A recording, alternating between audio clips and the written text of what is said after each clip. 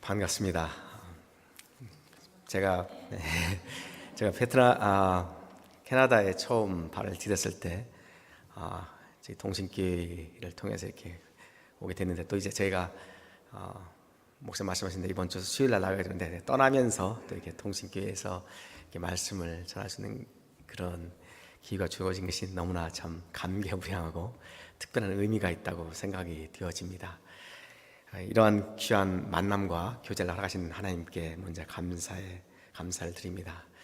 그리고 이렇게 주님께서 귀히 사용하시는 이 동신교회에서 말씀과 또 선교 비전을 나눌 수 있게 해주신 제가 평소 존경하는 우리 박태현 목사님, 그리고 당회, 그리고 성도 여러분 모두에게도 감사의 말씀을 전하고 싶습니다.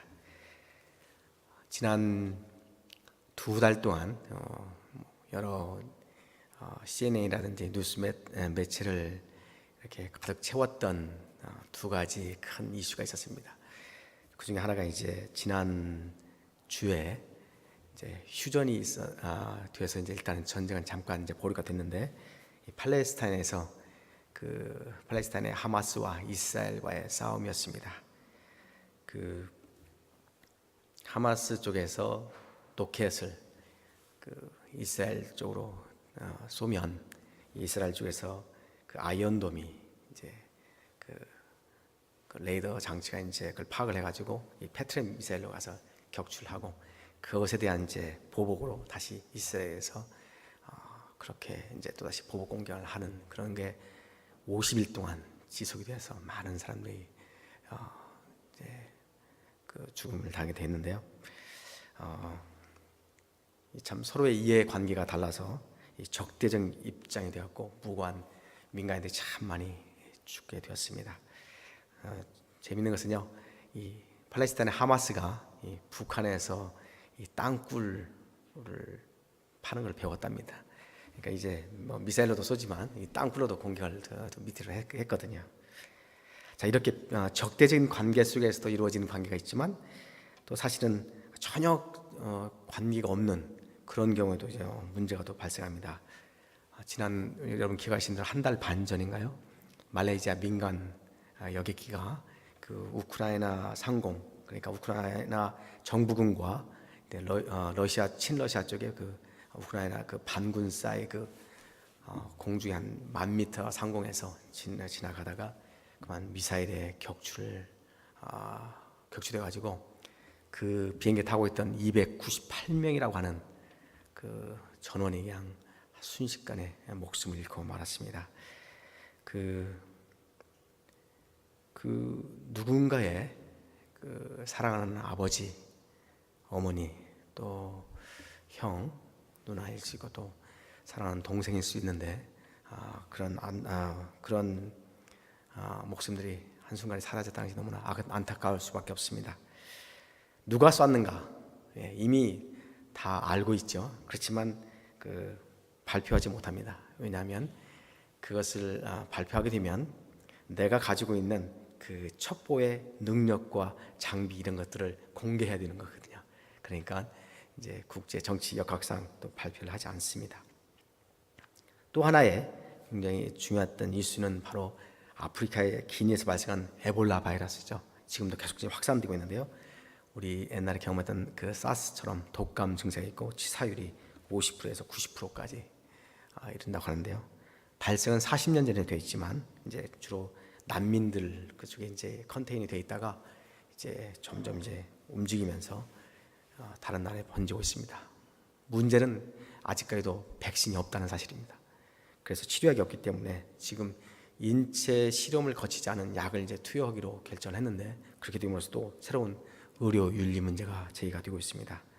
이미 사망자만 1,500명이 넘어섰고, 이제 그동안 전혀 세간의 주목을 받지 못하다가 이제 현지에서 봉사하는 백인 의사들이 한 250명 정도가 감염이 됐고, 그 중에 반이 넘는 숫자가 이미 사망을 했습니다. 그러다 보니까 이 사망세계도 크게 알려지게 됐고, 또 특별히 이제 여러 가지 이제 요즘같이 사람들이 자주 이동을 하니까 혹시 그러한 나라에서 들어오는 사람들 통해서 자기 나라에 유입되지 않을까 아주 세계가 바짝 지금 긴장을 하고 있습니다. 자, 이거는 이제 우리가 캐나다 살니까 조금 이제 좀 멀리 떨어진 이야기처럼 보입니다.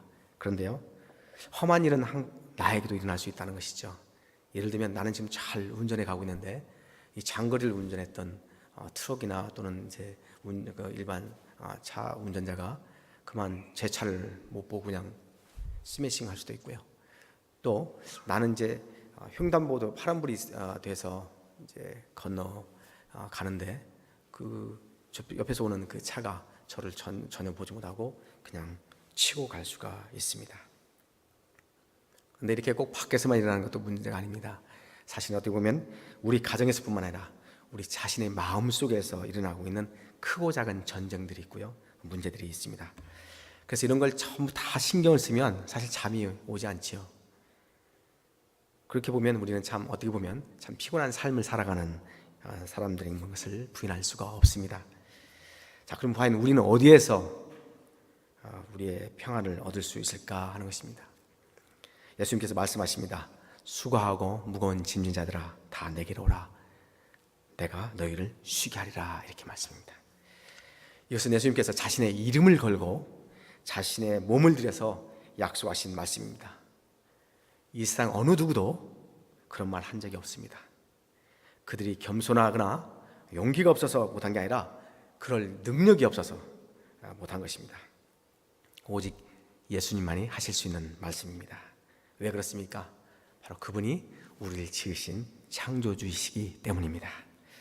그러므로 어떤 상황 속에서도 우리 주님께 나아오는 자는 마치 병아리가 어미 닭의 품속에서 안전함과 포근함을 느끼듯이 우리도 그분 안에서 진정한 평안을 누릴 수가 있는 것입니다.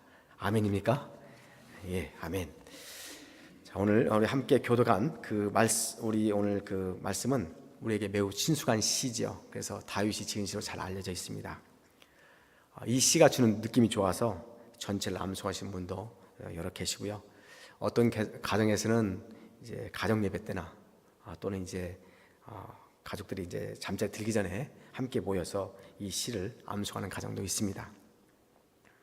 이 시편 기자는요, 자신의 삶의 여정 속에서 항상 함께 하시고 자기를 돌봐주시는 그 주님을 발견하고 노래한 시입니다. 그래서 이 시를 얼핏 보면 매우 서정적이고 낭만적인 시처럼 이렇게 보입니다. 인생살이에 더 이상 고민이나 고난이 없고 모든 것이 다 잘 돼가는 편한 상태에서 말이죠, 마치 인생을 관조하면서 그 지은 시라는 그런 인상을 받을 수가 있습니다. 그런데 내용을 좀 더 이렇게 깊이 살펴보면 그렇게 단순해 보이지가 않아 보입니다. 부정적인 상황이 이게 대비되어 나타나고 있거든요. 사망의 음침한 골짜기라든지 해를 받은 원수 등이 함께 있습니다. 이 시편 기자는 지금 인생의 수고가 다 끝나고 이미 평탄한 길로 들어선 것이 아니라 여전히 인생의 어려운 터널을 지나가고 있고 여러 가지 모양으로 자기를 힘들게 하는 환경 속에서 특히나 자신을 미워하고 해치고 사는 사람들이 가까이 있는 것을 알 수가 있습니다. 실제로 다윗이 이 시편을 쓸 때가 그리 썩 안정된 인생을 살 때가 아닙니다. 많은 성경학자들은 이 시가 다윗이 10년 가까이 이 사울로부터 도피하는 상황이거나 아니면 아들 압살롬이 반역을 해서 왕국에서 하루아침에 쫓겨나서 광야를 전전할 때 바로 지은 시라고 생각을 하고 있습니다. 여러분 잘 아시는 대로 다윗은 정말 파란만장한 삶을 산 사람입니다.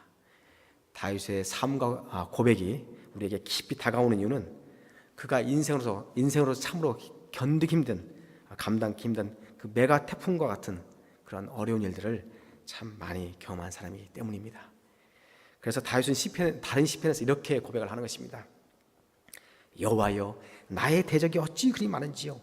일어나 나를 치는 자가 많으니이다. 성경이 정말 성경으로 우리에게 가까이 다가오는 이유는 바로 이런 고백들이 정말 적나라하게 적혀 있다는 것이죠. 예, 다윗은 바로 이게 힘들고 어려운 상황 속에서 하나님의 손길을 발견하고 있습니다. 무엇보다도요, 자신이 어릴 적에 그 목동으로서의 그 경험 속에서 목동이 마치 양들을 아끼고 돌보듯이 주님께서도 자기를 돌보고 그렇게 돌보고 계신 것을 깨닫고 있는 것입니다. 자, 이제 본문을 통해서 우리는 주님께서 어떻게 우리를 돌봐주신지 살펴보고자 합니다. 첫 번째는요, 부족함이 없게 하신다 하고 있습니다. 여기 부족함이 없게 하신다라고 하는 그 말씀의 의미는 내가 원하는 대로 다 준다는 것이 아니라 나의 모든 필요를 채워주신다고 하는 것입니다. 그렇습니다. 목자가 자기 양떼를 푸른 풀밭과 맑은 물가로 인도하는 것처럼 주님께서는 우리가 필요로 하는 바로 양식과 물자를 제공하시는 것입니다. 두 번째는요, 누울 곳과 쉴 곳으로 인도하신다고 하고 있습니다.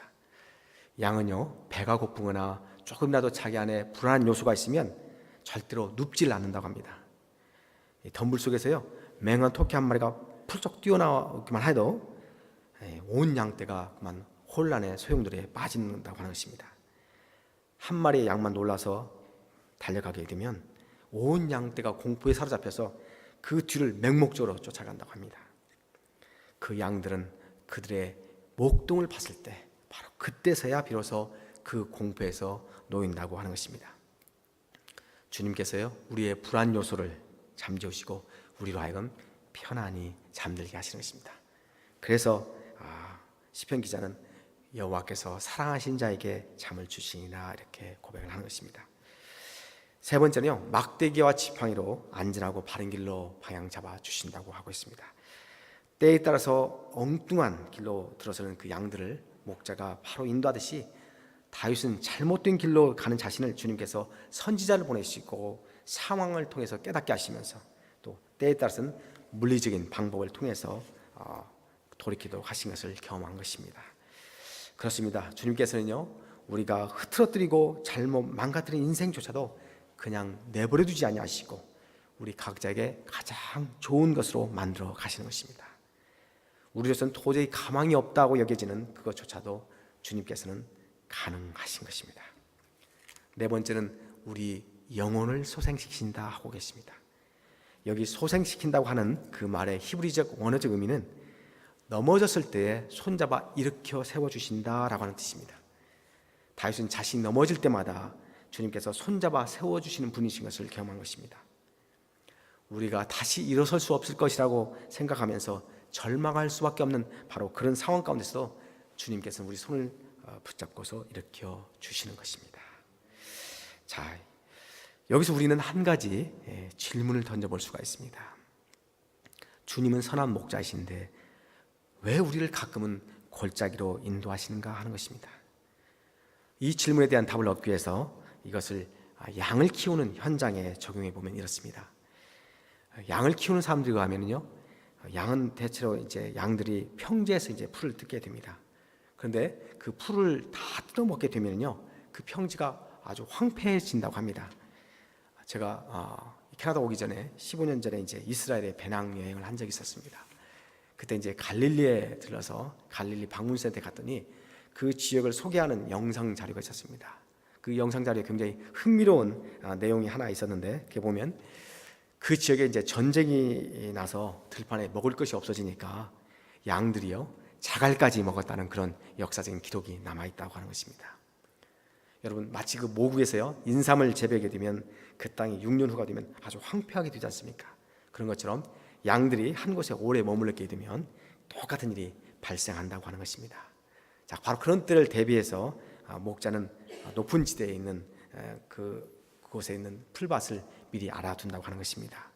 그래서 목자가 이제 어느 정도 평지의 풀이 이제 어느 정도 소진되었다 이렇게 생각이 되면 양떼를 몰고 산 밑을 지나서 고원 지대로 간다는 것입니다. 그런데요, 높은 산 위의 풀밭으로 가기 위해서는 반드시 산 밑에 있는 골짜기를 통과해야만 하는 것입니다. 그렇기 때문에 골짜기는 선택이 아니라 필수라고 하는 것입니다. 마찬가지로 우리 인생 역시 골짜기 경험은 선택이 아니라 필수임을 우리는 인지할 필요가 있습니다. 그 골짜기는요, 우리 육신의 아픔이나 질병일 수 있고, 또 사업의 어려움이나 실패, 또는 우리가 그렇게 되기를 결코 원치 않는 다른 사람과의 관계 악화나 깨어짐일 수도 있습니다. 우리 모두가 건너왔던, 아니 이제부터라도 건너야 하는 그 골짜기에는요, 여러 가지 장애물들이 있고 길도 험할 수가 있습니다. 누구나 다 골짜기를 건너야 하는데 어떤 사람에게는 더 많은 골짜기가 있고 어떤 사람에게는 좀 덜한 것입니다. 어떤 사람에는 그 골짜기가 무척이나 깊고 어떤 사람에는 좀 덜 깊다는 차이뿐입니다. 물론 그 골짜기를 건너는 그 당사자에게는 이 골짜기를 건너는 것이 결코 쉽지가 않습니다. 그런데 어차피 건너야 할 골짜기라면 그 험한 길을 잘 아시는 그분과 함께 가야 하는 것입니다. 그래야 길을 잃지 않을 뿐만 아니라 목적지에 제대로 도착할 수 있는 것입니다.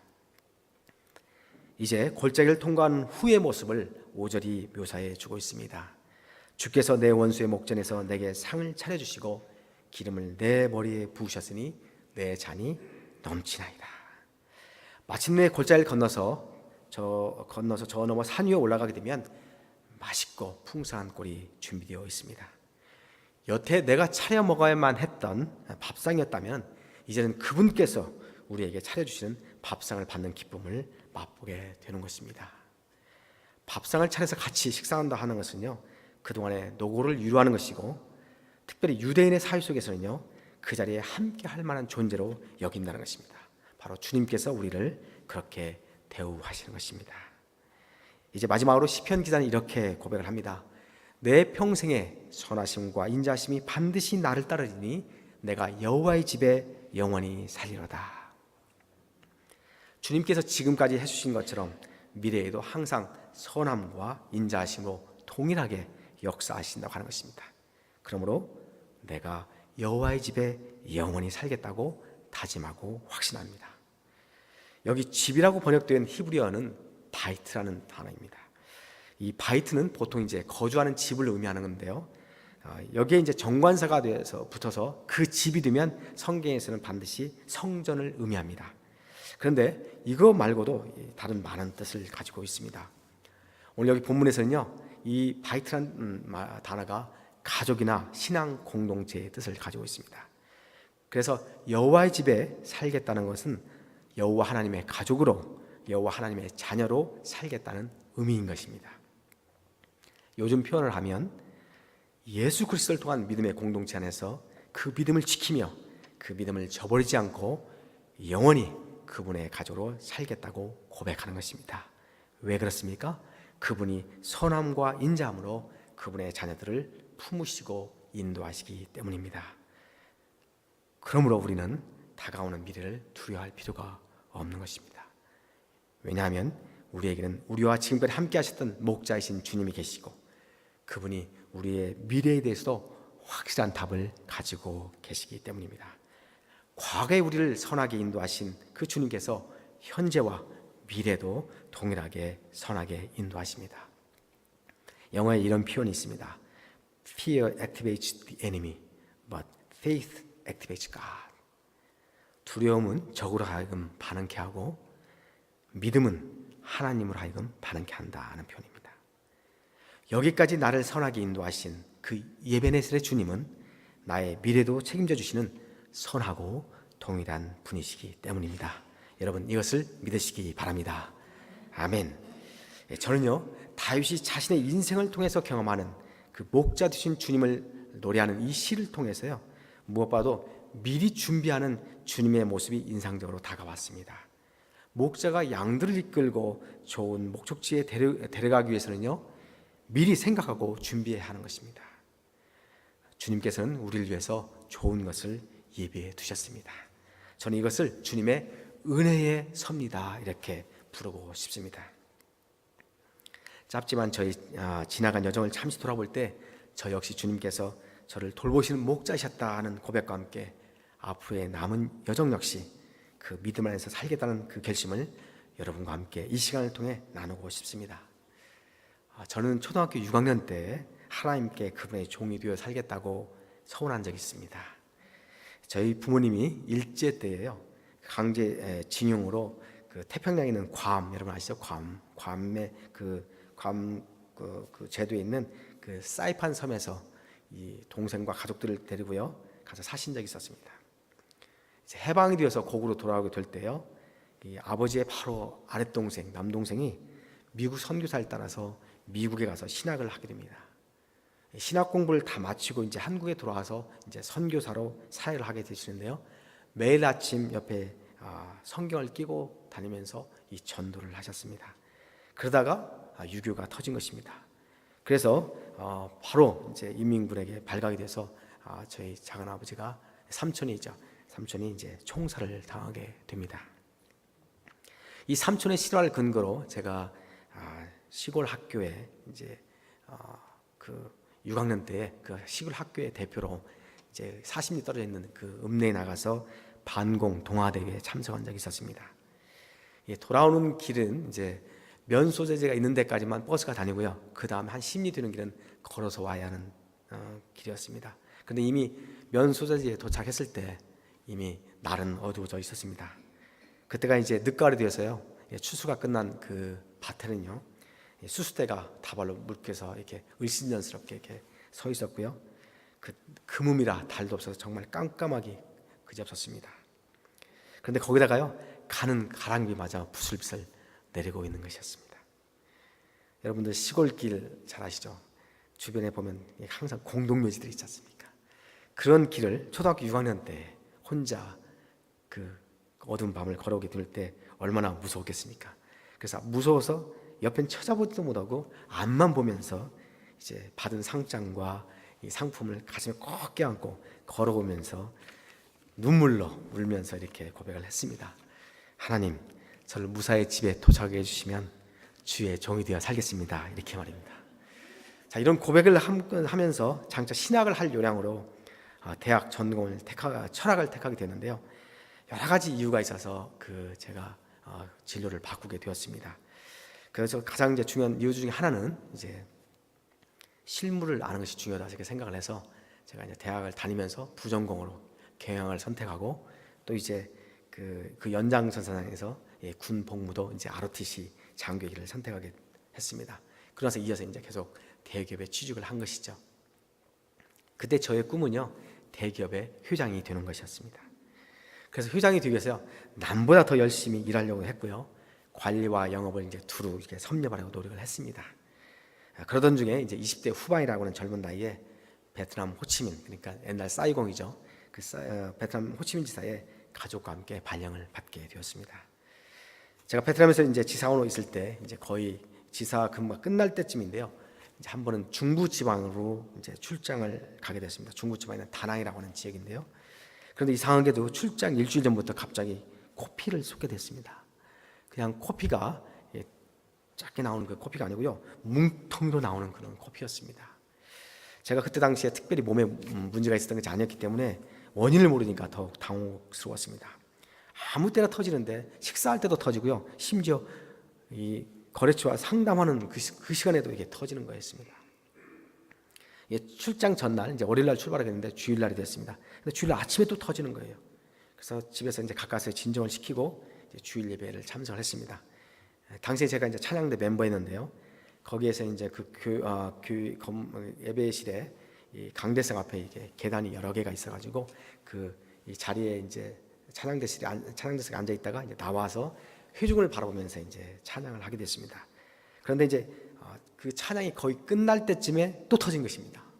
그러니까 제가 숨을 몰아쉴 때마다 이게 코피가 그냥 이 회중을 향해서 팍팍하게 날아간 거죠. 그러니까 그 당시에 한 300명 정도 되는 우리 교인분들이 보시고 저기 공집사 큰일 났다 이렇게 난리가 난 것입니다. 그래가지고 이제 교인들이 다 알게 되고 이제 그걸 통해서 제가 이제 다음 날 출장을 가게 됐다는 것을 알게 된 교인분들이 막 굽고 말리는 것입니다. 비행기 타면 기압이 낮아서 또 터지니까 절대 비행기 타지 말고 먼저 병원에 가서 처치를 하라고. 근데 이제 우리 종합상사맨들의 신조가 있지 않습니까? 우리는 하면 한다. 절대 개인 사정이 회사 업무를 방해하지 않는다. 이런 게 있으니까 굳이 가려고 그러는데 옆에서 워낙 강하게 이제 권면을 하시니까 그럼 그렇게 하겠다고 하고 이제 월요일 날 병원에 가서 이제 처치를 받았습니다. 근데 특별한 처치가 없죠. 그래서 이제 결국 이제 하루 늦춰가서 화요일 날 출발을 하게 됐습니다. 그래서 이제 화요일 날 출발해서 이제 중부 지방 다낭에 가서 이제 일을 보는데요. 굉장히 비가 좀 많이 오는 것이었습니다. 그래서 원래 계획으로는 이제 차를 이제 다낭에서 렌트를 해가지고 이제 이동하면서 중간에 한 도시를 지나고 나트랑 나짱이라는데요. 아름다운 도시, 저기 해변 도시입니다. 사람들 말은 이제 와이키키보다도 훨씬 더 아름답다고 하는 데인데요. 이 낮장까지 가는 이제 여정이었는데, 지금 제가 그 일정이 하루가 단축됐기 때문에 그 차를 렌트해서 내려갈 수 없고, 이제 그래서 바로 다낭에서 일을 마치고 비행기를 타고 낮장에 내려와서 일을 보고 이제 다시 호치민으로 돌아왔습니다. 그래서 일정을 다 잘 마치고 지사에 이제 복귀를 했는데, 복귀해서 이제 제가 제 책상에 이제 제 방에 사무실 들어가 보니까 현지 영자 신문이 놓여 있는 것입니다. 근데 그 신문에 제 일면에 거의 전부를 할애한 뉴스가 있었습니다. 그게 뭐냐면, 제가 원래 일정대로 출장을 가기로 했을 때예요. 수요일 날 묵으려 했던 그 도시가 있었습니다. 그 도시가 그 수요일 날 밤 자정에 아주 큰 태풍이 그 도시를 강타한 것입니다. 그래서요, 그 도시 대부분이 수몰되었다는 것입니다. 여러분 살면서 이런 뉴스를 접하면 어떤 느낌이 들겠습니까? 저는요, 이 말씀을 전하는 이 순간도 전율이 느껴집니다. 아마 오늘 여러분과의 만남이 없었겠죠. 아마도 주님께서는 제가 살아남아서 해야 할 일이 있다고 보셨기 때문에 그 죽음의 문턱에서 구해주셨다는 것이라고 여겨집니다. 제가 이제 본사에 들어와서요, 근무를 하고 있는데 한 번은 업무차 출장 중에 발령이 났습니다. 회사가요, 중국 산동성에 미화 3억 불을 들여서 큰 시멘트 공장을 세웠습니다. 당시 건설업이 최고의 화랑을 누렸을 때인데요, 그 시멘트 공장의 캐파가 연산 250만 톤을 생산한 것입니다. 여러분, 250만 톤 말은 굉장히 250만 톤이니까 도대체 얼마 들까? 별로 감이 없으시죠? 만약 우리 여기 ABC에 가득 채우면 대략 한 8천 톤 정도 채울 수가 있습니다. 그럼 몇 개 정도 됩니까? 여기에 이만한 그 우리 교회 건물에 해당되는 이런 더미가 300개 이상 세워져야만 되는 그만 엄청난 캐파입니다. 막 1년에 산 하나씩 없어지는 것이죠. 석유석을 이제 갈아가 구워가지고 이제 만드는 것인데요. 바로 그 공장이 완성될 때쯤에요, 벌크 커머더티 비즈니스를 해본 저를 갖다 이제 불러서 그 판매 책임을 맡긴 것입니다. 그런데요, 안타깝게도 여러분 잘 아시는 대로 그 공장이 상업용 생산을 시작할 때쯤 돼서 IMF가 터졌습니다. 여러분, IMF가 터지면 제일 먼저 무슨 일이 벌어집니까? 건설 시장이 올 스탑되지 않습니까? 모든 관광 서비스 산업이 다 스탑됩니다. 그래서 기존 판매망을 잘 갖춘 생산업체도 공장에 불만 끄지 않을 정도로 조업을 단축하는 것입니다. 시멘트 단가가 그렇게 높은 게 아닙니다. 그래서 멀리 가지 못하고 이 동남아시아에 가서 이제 판로를 개척했습니다. 그런데 그때 그 요한 위기를요, 이 동남아시아도 똑같이 같이 겪고 있었습니다. 그래서 제가 이제 상담차 만나는 그런 상담자마다 무슨 얘기를 하냐면요, 야 미스터공, 너 그 제품 태평양에 갖다 버려라, 그런 것입니다. 지금 기존 제품도 판매가 안 돼서 난리인데 아직 테스트도 제대로 안 된 그런 신생공장 제품을 누가 쓰겠냐 하는 것입니다. 제가 그러한 그 미팅을 마치고 돌아오는 그 비행기 안에서 얼마나 마음이 착잡했겠습니까? 당시에 국제 금리가요 연리 10%였습니다. 한국 내에서는요, 회사채만 그때 국내 금리가 연리 30%였습니다. 3억 불에 대한 차입 이자만요 매년 3천만 불을 내야 되는 그러한 상황이었습니다. 근데 거기에 그러니까 판매가 안 되면 어떻게 되겠습니까? 그래서 오늘 비행기 안에서 기도했습니다. 주님, 그래도 우리 회사 사람들이 제가 예수 믿는다고 알고 있습니다. 만일 제가 이 상황에서 무너지면 어떻게 되겠습니까? 시편 71편 기자의 고백처럼 저로 하여금 수치를 당케 하지 마옵소서, 이렇게 간절히 기도했습니다. 결론적으로요, 1년이 채 안 돼서 미국의 판로가 뚫렸습니다. 당시 전 세계가 아시아 유한위기로 어려웠을 때요, 미국 시장만큼은 최고의 화랑을 누리고 있었습니다. 그래서 미국의 연간 160만 톤이 나가게 되는데 최고의 가격으로 나가게 됐습니다. 그러니까 신생공장 250만 톤 다 가동하지 않아도 되는 것입니다. 그래서 정말 알맞은 양을 이제 수출하게 됐고, 또 이것이 계기가 됐어요. 조업 단축에 들어가 있던 한국 내에 있는 여러 시멘트 공장의 중간 제품을 우리가 클링크라고 그러는데 그걸 유럽에 수출하게 됐습니다.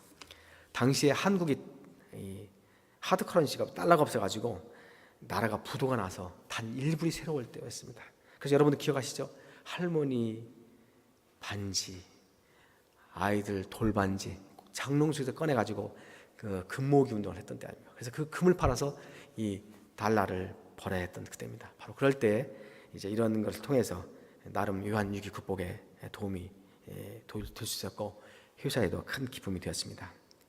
그 결과로 이제 기업에서 나름대로 인정도 받게 됐고 청년 중역 회장도 수년간 이렇게 맡게 되었습니다. 그런데요, 직장 생활 12년이 넘어가던 12월 어느 날에요, 하나님은 저를 잠재우지 아니하시고 미래에 대해서 깊이 고민하면서 기도하게 하시는 것입니다. 이제 너 자신만을 위해 살지 말고 내가 따로 너에게 지시한 일 하면서 살라고 하시는 것입니다. 그래서 밤새 뭐 잠을 잘 수 없으니까요, 밤새 기도한 후에 그 다음날 아침에 이제 회사에 출근해서 사표를 써내고 그의 말로 이제 정들었던 회사 생활을 정리하고 이제 새로운 길로 들어서게 됐습니다. 그 과정 속에서 이제 제가 이제 14년 반절에 여기 이제 이민 오게 됐고, 또 이 교회와의 또 인연도 이렇게 우리가 갖게 됐고, 제가 이제 토론토 대학 내에 있는 낙스 칼리지의 신대원에서 공부를 하게 된 것입니다. 이제 신학 공부를 끝내고 이제 제가 잠깐 학교 신학교에서 아시아 센터 일을 본 다음에요, 지난 만 7년 반 동안 저기 본하님 교회에서 부교육자를 섬기게 되었습니다.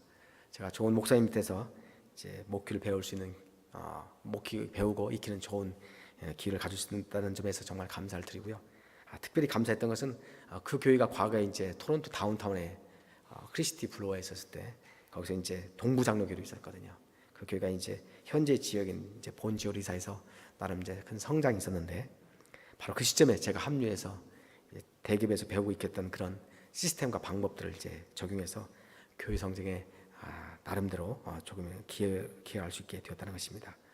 교회가 바로 그런 것들을 필요로 했을 때 제가 함께 할 수 있었던 거예요. 그것 역시 하나님의 섭리로밖에는 설명할 수가 없을 것 같습니다. 그런데요, 이런 목회와 사역 과정 속에서도 끊임없이 저와 제 아내의 마음을 자극하는 것이 있었습니다. 제가 전에 회사 주재원으로 근무한 적이 있는 그 베트남 땅과 그곳 사람들에게 빚진 마음이 되어서 선교 사역에 대한 그 생각을 떨쳐버릴 수가 없었다고 하는 것입니다. 그래서 올 초에 기도원에 가서 금식 기도를 하면서 하나님께 저의 미래에 대해서 구체적인 스케줄을 제가 요청을 했습니다. 그런데 하나님께서는 저에게 구체적인 스케줄을 주시지 않고 그 대신 하나님께서는 저에게 그분에 대해서, 하나님에 대해서 더 알라고 하시면서 저로 하여금 이렇게 하나님을 더 깊이 묵상하게 하시는 것이었습니다.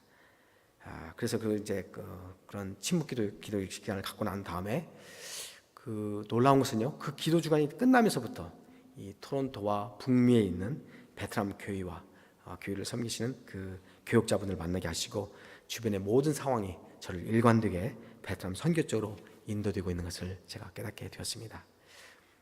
여러분 베트남 잘 아시죠? 베트남 땅은요, 땅 면적은 33만 평방킬로미터입니다.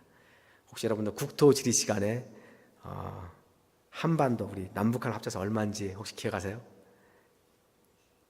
22만 평방킬로미터입니다. 정확히 한 배 반입니다.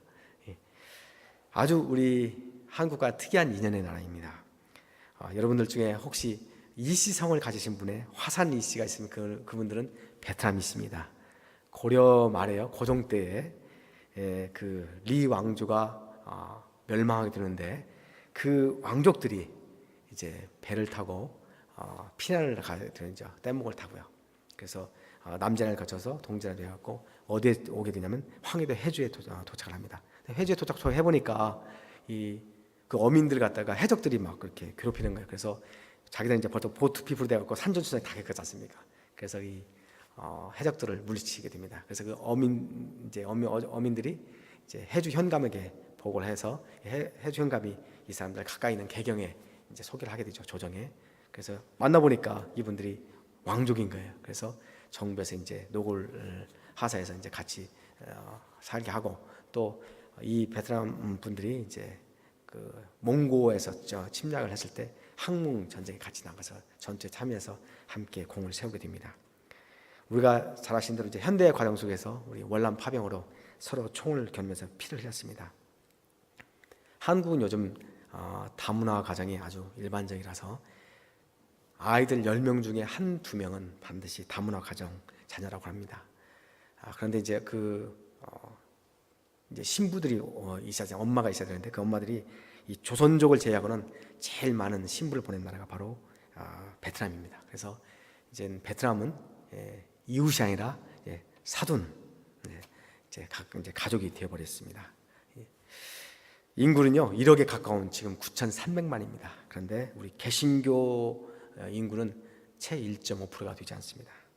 일반적으로 오랫동안 공산주 유물 사관에 접해 있었기 때문에 그 물신과 우상 숭배, 종교 타임이 참으로 심한 나라입니다.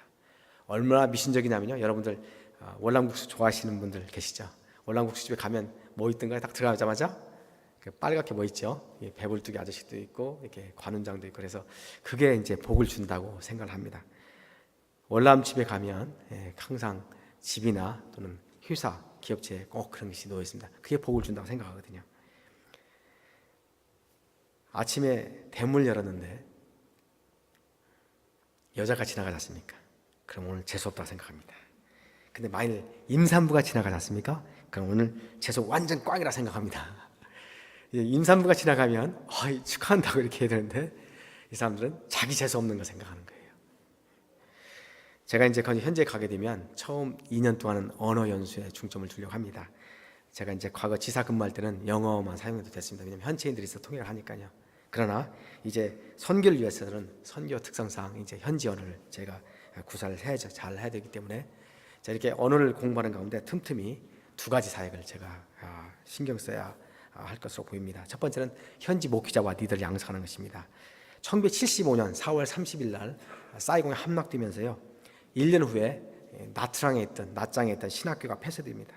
그리고서 그 후에 신학교를 허가하지 않았습니다. 그러다 보니까 지금 현재 안수받은 그 현지 교인 목회자는요 현재 4명 내지 5명만 살아 계십니다. 교역자 양성이 아주 절실하죠. 그래서 한국에서 그 전에 여러 선교사님들이 가셔갖고 이제 비밀리에 집에서나 또는 이제 특별한 뭐 리모트하는 그런 플레이스에서 이렇게 그 바이블 클래스를 하고 그랬습니다. 그런데 이 나라가 뭐 워낙 치안이 잘 된 나라이기 때문에 금방 하는 겁니다. 그래서 발각해가지고 그 선교사는 추방시키고 그리고 현지 사람들은 이제 감옥에 집어넣는 것이죠.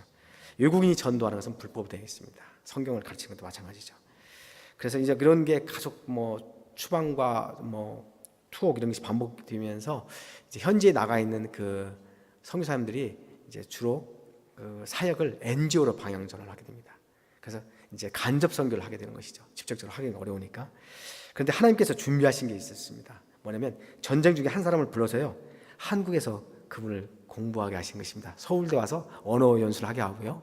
그리고서 총신에서 이제 목회학을 공부하게 신학을 공부한 것입니다. 이분이 이제 월남에 다시 돌아가가지고 1968년도에 교단을 이제 설립을 합니다. 베트남 장로 교단이라고요. 그러다가 이제 4년 후에 티우 정권 하에서 1972년도에 이제 정부의 인가를 받게 됩니다. 그래서 3년이 채 되지 않아 가지고 이제 공산화되면서 이제 문을 닫게 되죠. 그때 이제 대부분의 이제 목사님들이 이제 전부 다 이제 교도소에 갇히게 되고 이제 그 군인들은 이제 다 그 콘센트레이션 캠프에 가서 이제 고생을 하게 되죠. 삼청교 교육대 같은 그런 생활을 하게 된 것입니다. 이 목사님이 이제 3년 만에 그 보트 피플로 탈출해가지고 스위스를 거쳐서 미국에 가가지고 미국에 가서 이제 그 보트 피플 목회를 하게 됩니다. 베트남이 1975년에 공산을 되고 난 다음에 살아보니까요 공산주의 방식에 도저히 살 수가 없는 거예요. 그래서 10년이 지난 1986년도에 도이무이라고 개방 정치를 실시합니다.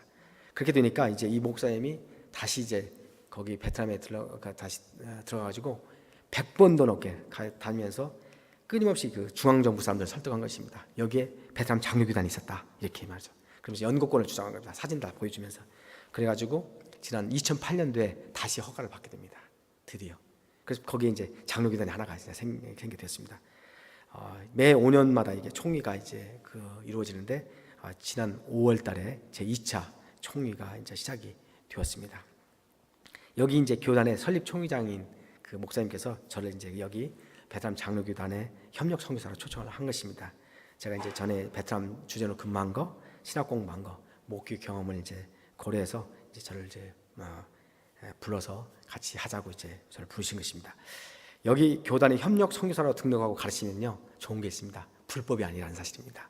그러니까 개인적으로 하게 되면 이게 불법인데 교단 교단의 그 협력 선교사로 등록이 돼서 가르치게 되면 그것은 이제 불법이 아닌 것이죠. 그렇지만 물론 조심을 해야 됩니다. 그 사람들은 특히나 이 선교사들에 대해서는 특별한 감시를 하고 있고, 제가 지금 그때 그 베트남에 있을 때 한 번은 이제 공안이 불러서 가보니까 여기 강대상에 있는 이 여기 그 성경대 여기만한 큰 노트에 말이죠. 제가 거기서 일일이 무엇을 했는지 전부 다 이게 큰 노트에 기록을 하고 있었어요. 한 것을 보여주는 적이 있습니다. 지금 뭐 컴퓨터 시대니까 더 잘 되어 있겠죠. 그래서 굉장히 조심을 해야 됩니다. 그래서 거기서 가서 이제 제일 중요한 건 이제 현재는 이제 그 교단에서 단발적으로 이제 그 단기적으로 성경 클래스를 하고 있습니다. 이제 펀드가 이제 주어지면, 왜냐하면 이제 그 거기 사람들이 다 이제 어렵게 사니까 이제 뭐 자비량으로 뭐 어떻게 할 수 있는 게 아니에요. 그러니까 이제 오게 되면 그 이제 뭐 일주일, 2주일 이런 식으로 이제 숙식을 제공하면서 이제 성경을 가르치게 됩니다. 이런 것들이 이제 펀드가 있으면 하고, 뭐 올해는 펀드가 없으니까 못 하고, 뭐 이런 식으로 이제 단발적으로 이루어지고 있는데, 이것들을 이제 정례적으로 이제 회복시킬 필요가 있고요. 그리고 난 다음에 이 바이블 클래스를 잘 발전시켜서 이제 교단 신학교로 발전을 시켜야 됩니다. 그래야 제대로 교육받고 안수받은 목사가 배출돼서 현지 사람들에게 전도하고 목회를 할 수가 있게 되는 것입니다. 두 번째는요, 산족들에 대한 그 말씀 사역과 긍휼 사역입니다. 여러분들, 산족 그게 무슨 말일까? 베트남이 단일 민족이 아니라 베트남은요 54개 민족으로 이루어졌습니다. 그 중에 80%는요 우리가 흔히 알고 있는 베트남족 경족은 80%입니다. 나머지 20%는요 보통 이제 소수민족이라고 그러는데, 거기에 53개 종족의 언어만 80개를 사용하고 있습니다. 이분들은 정말 어려움을 겪고 있는데요, 인종적으로 우선 얼굴색이 좀 다릅니다. 그래서 얼굴과 피부색이 다르기 때문에 거기에서 편견을 받고 있고, 또 이분들이 월남전 때에 그 남쪽 정권과 협조를 했습니다. 그래서 북쪽에서 점령을 했기 때문에 전부 다 반동들 아닙니까? 그래서 정치적으로도 이렇게 핍박을 받고 있고요. 이분들이 또 기독교 신앙에서 많이 마음이 열려 있어요. 또 거기 사람들은 기독교는 미국 종교라고 생각을 합니다. 그렇게 이제 그래서 그런 것들 때문에 이 삼중교를 겪고 있는 거죠. 편견과 탄압이 아주 심합니다. 그래서 이분들이 전쟁 후에 평지에서 다 쫓겨나가지고 이제 정글이나 밀림속 오지에 다 이제 들어가게 된 거죠. 그래서 근데 이분들의 생활이 잘 밖에 알려져 있지 않습니다. 왜냐하면 정부가 언론을 딱 정확히 통제해서 밖으로 절대 나가지 하지 않기 때문에 그렇습니다. 그래서 요즘에는 이제 그래도 베트남이 많이 좀 오픈 내부적으로 좀 돼서 이 같은 베트남족들이 전도하는 것은 이제 그대로 시비 걸지 않습니다. 그런데 같은 베트남족이라도 베트남족이 이제 만일에 녹할 사람이지만 산족에게 복음을 전하면 이건 문제가 되는 것입니다. 왜냐하면 반동들이니까요. 그래서 산족 중에 누군가 예수를 믿게 되면 그 데려다가 그 경찰서에서 각서를 쓰라고 합니다. 너 네 기독교 신앙 버리고 내 고유의 전통 돌아가겠다라는 각서 쓰라는 거예요.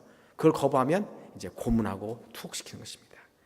예, 그래서 이제 겉으로는 상당히 좀 오픈되어 있는 것 같지만 바로 이러한 종교 탄압이 심하기 때문에 이 오픈도어스라든가 미 국무부에서는 베트남을 여전히 세계 10대 종교 탄압국으로 이렇게 대하고 있습니다. 그분들이 인간 유해의 대우를 받으며 살고 있기 때문에 바로 그분들에게 말씀 사역과 긍휼 사역을 병행할 필요를 느낍니다. 요즘 베트남은요 한국의 70년대 후반과 비슷합니다. 뭐 다녀오신 분도 계실 텐데요. 요즘 한국을 배우려고 무척 노력합니다. 새마을운동, 한류 굉장히 큰 영향을 끼치고 있습니다. 사회가 굉장히 역동적이고 잘 살아보려는 삶의 질적 변화에 대한 열정이 아주 높습니다. 그래서 기독교 신앙에 대해서 마음이 많이 열려 있습니다. 정말 해볼 만한 곳인데요. 베트남이 또 인도 차이나의 맹주 아닙니까? 그래서 인도 차이나가 복음화되면 또 그것을 디딤돌로 해서 교두보가 돼서 인근에 있는 라오스, 미얀마, 캄보디아까지 이제 끼치는 영향이 아주 크게 됩니다.